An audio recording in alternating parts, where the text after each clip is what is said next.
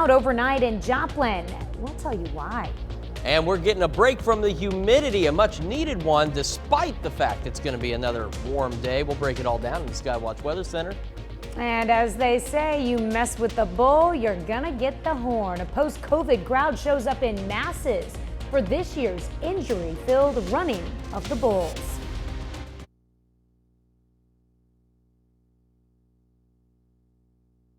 The 4 states' most watched news starts now. Authorities in southwest Missouri are seeking a father and daughter last seen heading into the woods near Stella, Missouri. This is KOAM News at Noon. I'm Tanya Bach. Topping our first 7 minutes, a search is underway in Newton County for a 12-year-old and her father. Sheriff Chris Jennings says he's concerned for the safety of Alyssa Minton. She was last seen on foot heading into the woods with her father, 45-year-old Shad Minton. Deputies spent the entire night searching for the pair on foot and with drones. Sheriff Jennings says Minton is known to be homeless and frequents the area between Stella and Boulder City, sometimes hiding in caves. Well, pizza lovers camped out overnight in Joplin for a chance to win a year's worth of free pizza. Pizza Ranch opened a little over an hour ago at 2332 East 20th.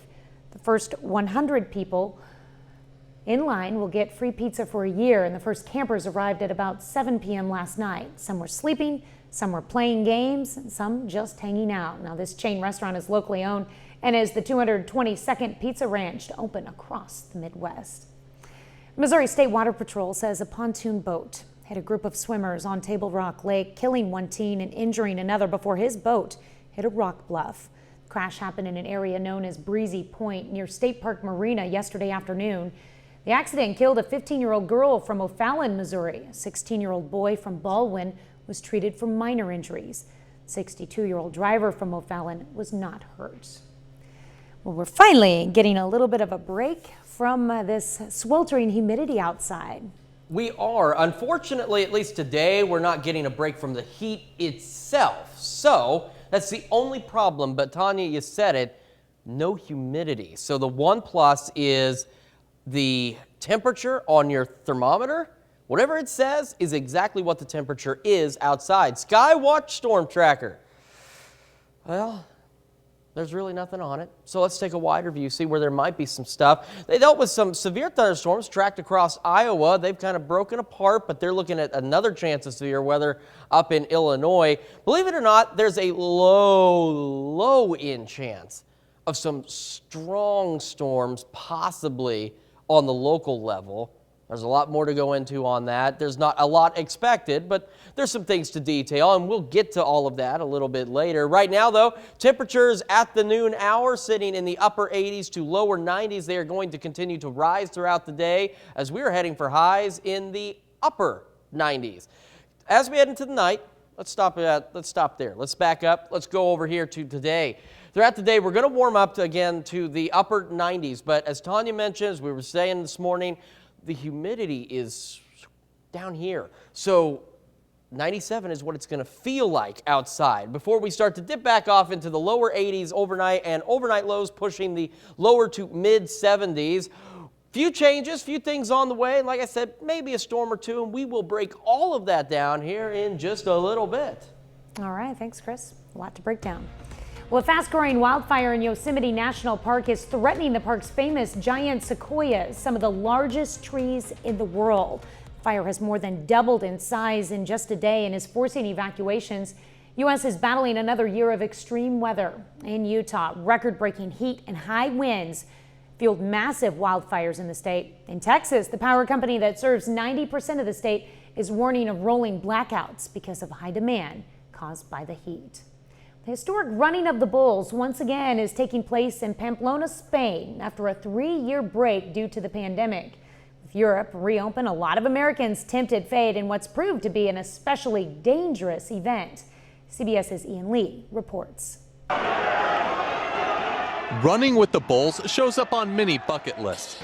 Teacher Don Story, he had a goal, make that 2 as he tempted fate. And we're just hoping to do a good job and not be one of those dumb foreigners that messes it up. But when you mess with the bull, you get the horns. And 1,000-pound bull had enough. 3 people were gored, several more trampled, and at least 6 runners hospitalized in Monday's run. But that didn't stop tens of thousands of people descending on Pamplona, Spain for the annual festival, including Scott Snyder from Austin, Texas. Heck yeah, I was afraid, man. There's a lot of fear coursing through my blood, man, but now I feel relief and I'm going to go get drunk. But animal rights activists say it's the bulls that are threatened, and they want to leave this tradition in the past. They're stabbed over and over again for 20 minutes until they're dead, and it's incredibly cruel and painful for the bulls that go through this process. 8 bull runs take place over the week-long festival, which ends this Thursday. Ian Lee, CBS News, London. At least 16 runners have lost their lives over the years. The last person killed was a man gored by a bull in 2009. That's a look at today's top stories and weather in our first 7 minutes. Up next on KOAM News at noon, the Democratic National Committee is set to shake up the primary caucus lineup. What that means for campaigns that typically start in Iowa. And later, we're making sheet pan mac and cheese in the Mr. Food Test Kitchen. Presidential primary season typically starts with the Iowa caucuses, but that could change for Democratic voters. The Democratic National Committee will soon vote on what could be a new primary caucus lineup with a focus on state diversity and competitiveness. Natalie Brand looks at the significance of a potential change to the coveted primary season lineup. Since 1972, the first test of presidential hopefuls has started with Iowa. A campaign trail that winds through the state fair, rural farmland, and of course, caucus night. All of our representatives are currently busy. But after 2020's caucus chaos, the Democratic National Committee is considering shaking up the schedule. And 16 states plus Puerto Rico are vying for the honor, with state officials traveling to D.C. to make their pitches before the DNC's Rules and Bylaws Committee. We're ready to be first. Nevada, currently third on the calendar, is one of the states making a big play to move to the head of the line. I just feel like Nevada has the edge. Nevada Democratic Party Chair Judith Whitmer argues the state offers battleground competitiveness and diversity, especially among key and growing voting blocs of Latino and Asian American Pacific Islanders, in addition to unions. We have to make sure that all those voices are represented and all those voices are heard. Midwestern states, including Minnesota and Michigan, are also battling to replace Iowa. You don't win the White House unless you win Michigan.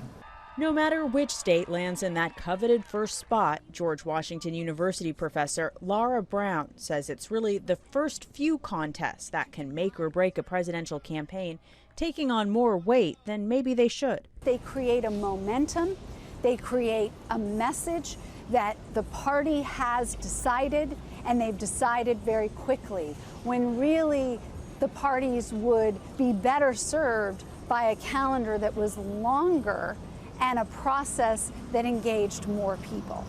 But it will be no more than 5 states that hold their contest before the first Tuesday in March, raising the stakes for those deciding the calendar. Natalie Brand, CBS News, Washington. A vote by the DNC's Rules and Bylaws Committee is expected at the beginning of August, with a final vote before the full DNC expected in September. Iowa, New Hampshire, Nevada, South Carolina have been the 4 states that win in that window since 2008. Most of those states are expected to remain in the early state status. Still to come on the KOAM News at noon, Mr. Food. Mac and cheese made on a cookie sheet? Sounds crazy, but it's not. As a matter of fact, it's all the rage. But first, Chris Warner returns with your complete forecast. Heading for another hot day today across the 4 states, and the good news is there's some additional relief, at least coming tomorrow. Now, humidity levels are low, but the dew point's still up there, so it's an interesting blend. Right now, it's 7th and range line. It's pretty clear. Some high clouds off in the distance under otherwise sunny skies. It's 91. It does feel like 96 because our dew point's up there, but our humidity is low. And so what we've got is just a little bit of a heat index, because think about it, last week at this time, if it was 91, we were sitting close to 101, 102, so it's not nearly as bad. Still muggy, Still kind of yucky, but it's not nearly as bad. All of us got upper 80s in Iola. They're sitting at 88. The rest of us pretty much in the upper 80s and lower 90s across board. Skywatch Storm Tracker, nothing to show locally. They had some showers and thunderstorms up in Iowa, moving off to the east, and they're going to deal with a potential severe threat in Illinois later today. Now, there's a marginal risk, which is a very, very low-end risk for some strong storms that does stretch back into part of our area. But the good news is it's very low, and it's really not until sometime tomorrow morning. Excessive heat, that's old, that's outdated, that's old news, but heat advisory for friends in northeast Oklahoma until 8 p.m. tonight. The rest of us are in the clear, which is a good thing. Over the next 24 hours, temperatures are going to just do this nice little roller coaster, dipping back off to 75, but check out how warm it gets tomorrow. We're talking only the upper 80s compared to the temperatures we've had before. Additionally, the winds are going to pick up because you see that system coming through, and that's the system I'm going to talk about. Look at some of these gusts in southeast Kansas pushing upwards of 30 miles an hour by tomorrow. So here's the system. Here's the clouds. And as they push on through, heading into tomorrow, did you see? There's a nice potential chance of an isolated to widely scattered shower or storm. And that's where that low-end risk comes in over here. Some of the early ones could be a little bit strong, but it's not going to be widespread, nor is it going to necessarily be anything out of control, at least not at this point. So let's get into that 7-day forecast, because I know we're just starting the work week off. We need to know what's coming up and what's coming up down the line. So again, for today, it's still going to be hot. Maybe some morning showers and thunderstorms, mostly for our northern counties tomorrow, but cloud cover overall keeps us a little bit cooler. Temperatures do start to warm back up through the week. Overall, it should be what's known as a dry heat, so heat index values should not be incredibly high through the week, but it's still going to be hot. It's still going to be, it's summertime. It's July as we're getting halfway through the month now, which is hard to believe. I don't know where this month's gone. It seems like yesterday was the 4th. Now, all of a sudden, here we are halfway through. As we head into the weekend, though, still hot, as you can see on the temperatures, but we do have a slight chance of maybe some showers and thunderstorms. So that's something we'll keep an eye on as we get into the weekend. Don't cancel your weekend plans just yet. Just keep an eye on it as we get there. But check out the overnight lows. And this goes back to that dry heat I was talking about. 66 to 93, 71 to 97. You see the picture here? It gets pretty comfortable overnight, but heats up very quickly because when the air is really dry, it allows that to happen. It allows us to cool off nicely and then start to get really hot by the time the afternoon rolls around, and then the temperatures drop. So hopefully the dry heat situation will continue in terms of for the temperatures. I know we need some moisture. I know we need some rain. But if we're not going to get the rain, it might as well be a dry heat so that we're not just baking out there in that soupy air. Dry heat. You know what I'm really liking is 89 tomorrow. That's cool. Yeah, that's going to be quite enjoyable. There. And maybe even a stray shower or two out there. And at this point, anything helps. Might be chilly in the evening, too, Tuesday I mean, night. Compared to what we've had, yeah, you're almost going to need a jacket going out in 66-degree weather. We'll take it. All right, thanks, Chris. We take this time to honor today's four-state hero, Corporal John Harris in the U.S. Marines. The Iola, Kansas native fought in Vietnam from 1967 to 1968. The corporal was wounded in the Quang Nam Providence.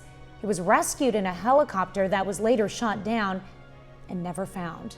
To Corporal John Harris, we thank you, our four-state hero.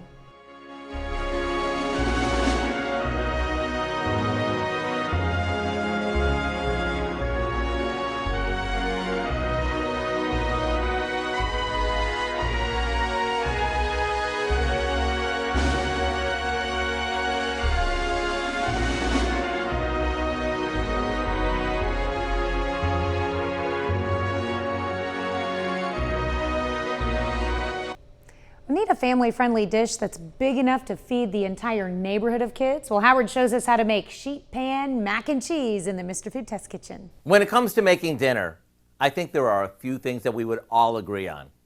It's got to be easy, it's got to taste good, and cleanup should be a breeze. With that said, I'm so excited to share with you something called sheet pan cooking. And today, we're making one of our ultimate comfort foods, sheet pan style. We start by cooking some elbow macaroni like normal and draining it really well.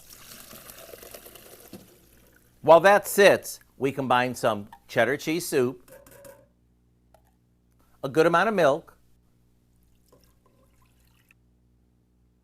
lots of shredded cheddar cheese, a bit of butter, and a few spices. After the cheese melts, we take the pot off the heat and slowly stir in a few eggs along with our cooked pasta.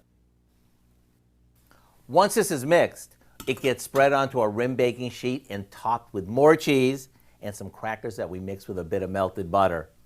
When this comes out of the oven all cheesy, delicious, with the edges crispy, it's ready to cut into squares. So if you want to get in on the latest cooking craze, why not start with our sheet pan mac and cheese? And as always, to get the recipe, simply visit our website. I'm Howard in the Mr. Food Test Kitchen, where today we found a new twist on an old classic way for you to say, ooh, it's so good. Very cheesy. You can find this recipe along with a lot more good food from the Mr. Food Test Kitchen online. Just go to our website at KOAMnewsnow.com. Here's a look at our 4-state market prices.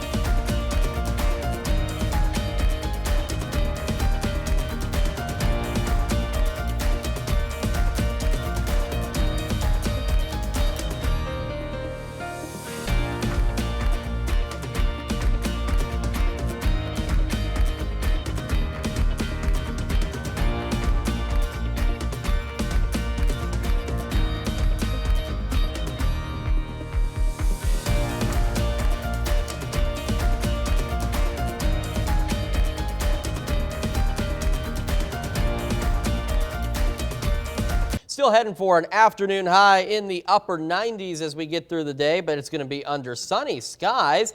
Wind is going to shift out of the north, which is going to help us with temperatures tomorrow. We're going to start the day around 75, maybe an isolated storm for our northern counties, but otherwise shaping up to be pretty good. Afternoon highs tomorrow in the upper 80s.